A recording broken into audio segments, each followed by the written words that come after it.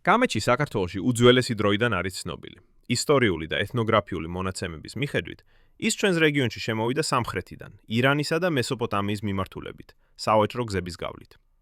კამეჩი განსაკუთრებით კარგად მოერგო დასავლეთ საქართველოსა და მდინარეთა ხეობებს, რადგან უყვარს წყალი, ტალახი და სიცხე.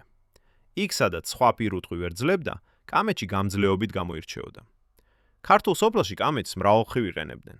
ის იყო ძლიერი სამუშაო ცხოველი. ხნავდა მძიმე მიწას, მუშაობდა ჭაობიან ადგილებში და ეზიდებოდა თვირთს. განსაკუთრებულად ფასობდა კამეჩის რძე, ცხიმიანი, ნოყიერი და იდეალური მაცმისა და ყველისთვის.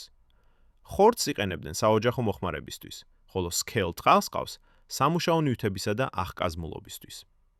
კამეჩი ქართველისთვის მხოლოდ პირუტყვი არ იყო, ის სიმტკიცისა და შრომის სიმბოლოს წარმოადგენდა. დღეს, მიუხედავად იმისა, რომ მისი რაოდენობა შემცირებულია, კამეჩზე ინტერესი კვლავ იზრდება მისი გამძლეობისა და ხარისხიანი პროდუქციის გამო.